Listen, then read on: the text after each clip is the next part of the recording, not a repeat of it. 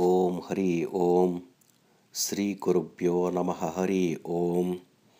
ವಿಷ್ಣು ಸಹಸ್ರನಾಮ ಅರ್ಥಸಹಿತ ಶ್ರೀ ಬನ್ನಂಜೈ ಗೋವಿಂದಾಚಾರ್ಯರ ಪ್ರವಚನ ಆಧಾರಿತ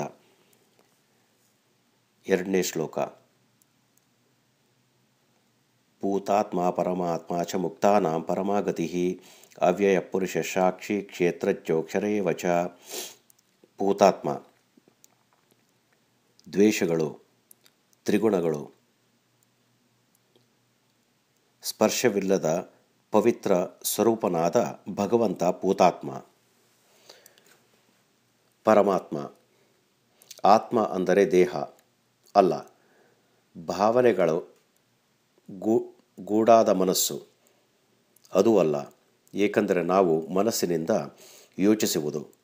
ಇಂತಹ ಮನಸ್ಸನ್ನು ನಿಯಂತ್ರಿಸುವವನು ಯಾರು? ಅದೇ ಜೀವ. ಆದರೆ ಈ ಜೀವವನ್ನು ನಿಯಂತ್ರಿಸುವ ಶಕ್ತಿ ಯಾವುದು? ಆತನೇ ಪರಮಾತ್ಮ. ಎಲ್ಲ ಆತ್ಮಗಳಿಗೂ ಪರಮವಾದ ಆತ್ಮ, ಬ್ರಹ್ಮಾದಿ ಸಕಲ ಚೇತನಗಳಿಗೂ ಹಿರಿಯನಾದ ಸ್ವಾಮಿ. ಮುಕ್ತಾನಾಂ ಪರಮಾಗತಿ. ಚತುರ್ಮುಖನ ಆಯಸ್ಸು 100 ಕಲ್ಪ. 1 ಕಲ್ಪ ಅಂದರೆ 31,104,000 ಕೋಟಿ ವರ್ಷ. ಮಾನವನ ಸಾಧನೆ 1 ಕಲ್ಪ. ಮುಕ್ತಿ ಸ್ಥಿತಿಯಲ್ಲಿ ಮಾನವನ ಜೊತೆಗೆ ಚತುರ್ಮುಖ ಬ್ರಹ್ಮರು, ಮುಕ್ತಿಯಲ್ಲಿರುವ ಚತುರ್ಮುಖರು ಮಾರ್ಗದರ್ಶಕರಾಗಿ ಇರುತ್ತಾರೆ. ಮುಕ್ತಾನಾಂ ಪರಮಾಗತಿ ಅಂದರೆ ಮುಕ್ತಿ ಪಡೆದವರಿಗೆ ಮುಕ್ತಿಯಲ್ಲೂ ಚತುರ್ಮುಖ ಬ್ರಹ್ಮರೊಂದಿಗೆ ಮಾರ್ಗದರ್ಶನ ಮಾಡುವವನು. ಹೀಗೆ ಚತುರ್ಮುಖ ಬ್ರಹ್ಮರಿಗೂ ಮಾರ್ಗದರ್ಶನ ಮಾಡುವವನು ಮತ್ತು ಮುಕ್ತಿ ಪಡೆದ ಎಲ್ಲ ಆತ್ಮರಿಗೆ ತಾಯಿಯಾಗಿರುವ ಶ್ರೀ ತತ್ವ ಲಕ್ಷ್ಮಿಗೂ ಆಶ್ರಯದಾತನಾಗಿರುವ ಭಗವಂತ ಮುಕ್ತಾನಾಂ ಪರಮಾಗತಿ. ಅವ್ಯಯ ಎಲ್ಲ ವಸ್ತುವಿನ ಒಳಗಿದ್ದು ಅಯ ಏಕರೂಪನಾಗಿ ಇರುವವನು. ಆನೆ ಮತ್ತು ಇರುವೆ ಒಳಗೆ ಇರುವ ಭಗವಂತ ಒಬ್ಬನೇ ಹೊರತು ಬೇರೆ ಬೇರೆ ಅಲ್ಲ. ಇಲ್ಲಿ ವ್ಯಯ ಅಂದರೆ ಕಮ್ಮಿ ಆಗುವುದು, ಖರ್ಚು, ನಾಶ ಇತ್ಯಾದಿ.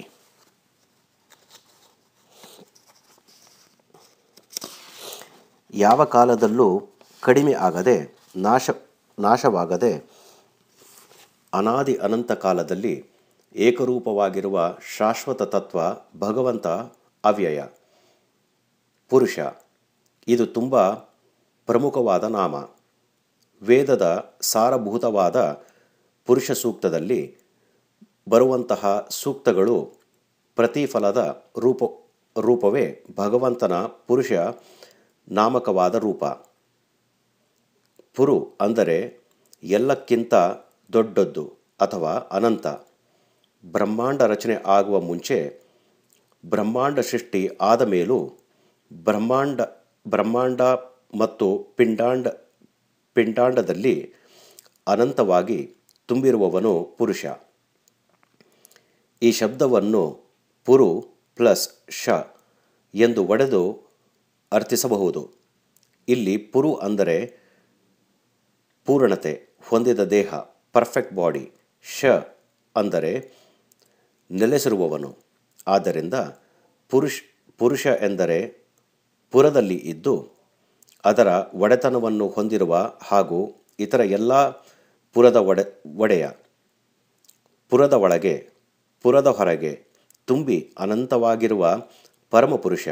ಜ್ಞಾನ, ಶಕ್ತಿ, ಬಲ, ಐಶ್ವರ್ಯ, ವೀರ್ಯ ಮತ್ತು ತೇಜಸ್ಸು ಈ ಷಡ್ಗುಣಗಳಿಂದ ಪೂರ್ಣನಾಗಿ ಜಗತ್ತನ್ನು ನಿಯಂತ್ರಿಸುವವನು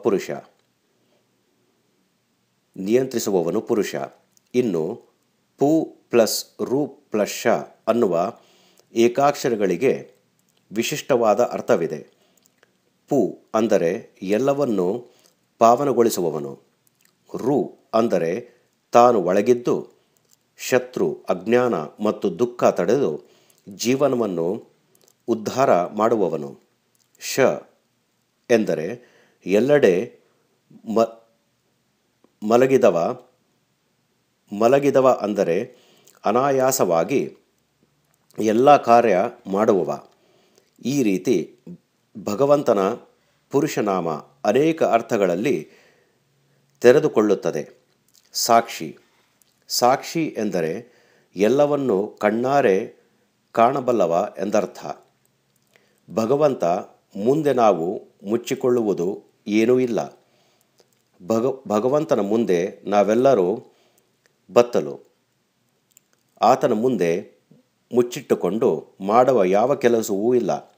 ಭಗವಂತನ ಮುಂದೆ ನಾವು ಬತ್ತಲಾಗದೆ ಭಗವಂತ ನಮಗೆ ಎಂದೂ ಬಿಚ್ಚಿಕೊಳ್ಳುವುದಿಲ್ಲ. ಆದ್ದರಿಂದ ಭಗವಂತನು ಎಲ್ಲವನ್ನೂ ಕಾಣಬಲ್ಲ ಸಾಕ್ಷಿ. ಇಲ್ಲಿ ಅಕ್ಷಿಗಳು ಎಂದರೆ ಇಂದ್ರಿಯ ಉಳ್ಳವರು, ಅಂದರೆ ನೀವು. ಅಕ್ಷಿಗಳ ಸಖನಾಗಿ ನಮ್ಮನ್ನು ಉದ್ಧಾರ ಮಾಡುವವನು ಸಾಕ್ಷಿ. ಕ್ಷೇತ್ರಜ್ಞ. ಕ್ಷೇತ್ರಜ್ಞ ಎಂದರೆ ಕ್ಷೇತ್ರವನ್ನು ತಿಳಿದವನು ಎಂದರ್ಥ. ಕ್ಷೇತ್ರ ಅಂದರೆ ನಾವು ವಾಸ ಮಾಡುವ ನೆಲೆ. ನಾವು ವಾಸ ಮಾಡುವ ಚತುರ್ಮುಖನ ಕ್ಷೇತ್ರವಾದ ಈ ಬ್ರಹ್ಮಾಂಡದಲ್ಲಿ ಮತ್ತು ಜೀವನ ನೆಲೆಯಾದ ಶರೀರ ನಮ್ಮ ಕ್ಷೇತ್ರ. ಆದ್ದರಿಂದ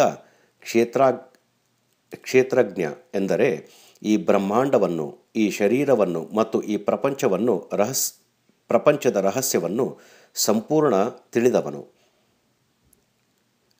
ಅಕ್ಷರ. ಅಕ್ಷರ ಅಂದರೆ ನಾಶವಿಲ್ಲದ್ದು. ಲಿಪಿ ಅಕ್ಷರ ಅಲ್ಲ. ಲಿಪಿ ಕೇವಲ ಅಕ್ಷರದ ಪ್ರತೀಕ. ಲಿಪಿ ನಾಶವಾಗಬಹುದು, ಆದರೆ ಅಕ್ಷರಗಳಿಗೆ ನಾಶವಿಲ್ಲ. ನಮ್ಮಿಂದ ಹೊರಹೊಮ್ಮುವುದು ಎಲ್ಲ ನುಡಿ ಈ ಆಕಾಶದಲ್ಲಿ ಶಾಶ್ವತವಾಗಿ ಧ್ವನಿಮುದ್ರಿತವಾಗಿರುತ್ತದೆ. ಈ ಮೇಲಿನ ಅರ್ಥವಲ್ಲದೆ ಇನ್ನೂ ಅನೇಕ ಅರ್ಥಗಳನ್ನು ಅಕ್ಷರನಾಮದಲ್ಲಿ ಕಾಣಬಹುದು. ಯಾವುದು ಎಲ್ಲ ಕಡೆ ವ್ಯಾಪಿಸಿದೆಯೋ ಅದು ಅಕ್ಷರ, ಆಮ್ನಿಪ್ರೆಸೆನ್ಸ್. ಕ್ಷರ ಎಂದರೆ ನಾಶವಿಲ್ಲದ್ದು ಅಕ್ಷರ. ಕ್ಷರಣ ಅಂದರೆ ಸುರಿಸುವವನು. ಯುಗಾಂತರದಲ್ಲಿ ನಮ್ಮ ಮೇಲೆ ಕರುಣೆಯ ಮಳೆ ಸುರಿಸುವವನು ಅಕ್ಷರ. ಇನ್ನು ಅಕ್ಷ ಪ್ಲಸ್ ರ ಅಕ್ಷರ. ಇಲ್ಲಿ ಅಕ್ಷ ಎಂದರೆ ಇಂದ್ರಿಯ, ರ ಎಂದರೆ ರಮಣ ಅಥವಾ ರಮಿಸುವವನು.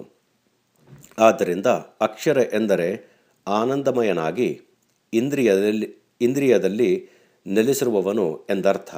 ಇಲ್ಲಿ ಎಂದರೆ ಅಲ್ಲ ಅಥವಾ ಇಲ್ಲ. ಭಗವಂತ ಅಲ್ಲ, ಭಗವಂತ ಇಲ್ಲ. ಅಂದರೆ ಭಗವಂತ ನಮಗೆ ಕಾಣುವ ಯಾವುದೇ ವಸ್ತು ಅಲ್ಲ, ಅವನಲ್ಲಿ ಯಾವುದೇ ದೋಷವಿಲ್ಲ. ಓಂ ತತ್ಸತ್. ಮಂತ್ರಹೀನ, ಕ್ರಿಯಾಹೀನ, ಭಕ್ತಿಹೀನ ಕ್ಷಮಾಪತೆ. ಓಂ ಶ್ರೀ ಕೃಷ್ಣ ಅರ್ಪಣಮಸ್ತು.